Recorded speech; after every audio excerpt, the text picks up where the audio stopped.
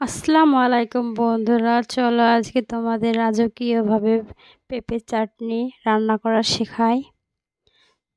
দেখো, খুব সুন্দরভাবে আজকে চাটনিটা করেছিলাম। প্রথমে পেঁপেগুলোকে ধুয়ে নিতে হবে, তারপর সুন্দর করে পিস পিস করে কেটে এইভাবে গ্রেটার দিয়ে গ্রেট করে নিতে হবে। দেখো, সুন্দর করে আমি গ্রেট করে নিয়েছি।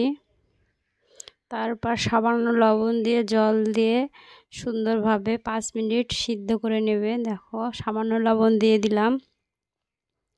এইভাবে ভালোভাবে সিদ্ধ করে নেবে, মোটামুটি 50% সিদ্ধ করে নিলেই হবে। তারপর এগুলোকে ঝাঁঝরি হাতা দিয়ে ছেঁকে তুলে নিতে হবে। জলটা সেইভাবে রাখা যাবে না। দেখো, আমি ছেঁকে তুলে নিয়েছি।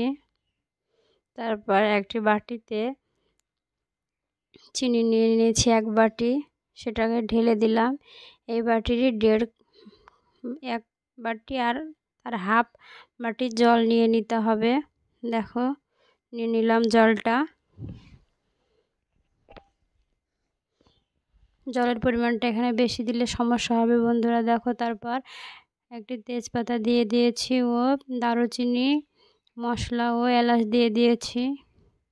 ভালো করে জলটাকে ফুটিয়ে নিতে হবে। জলটাকেও মোটামুটি 5 মিনিট ফুটিয়ে নিতে হবে। তারপর সেদ্ধ গ্রেট করা পেঁপেগুলোকে ভালো করে ঢেলে দিতে হবে। এটাকে ভালোভাবে নাড়াতে হবে। দেখো, সুন্দর করে আমি নাড়িয়ে নিচ্ছি।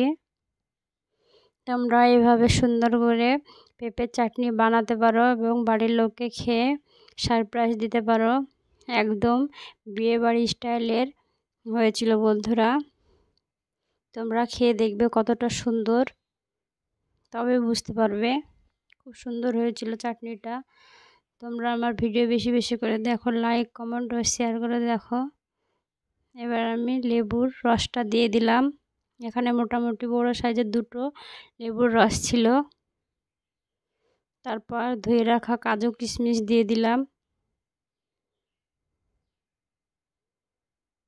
দেখো, এগুলোর মধ্যে টক ভাব ও মিষ্টত্ব ভাব ঢুকে যাবে।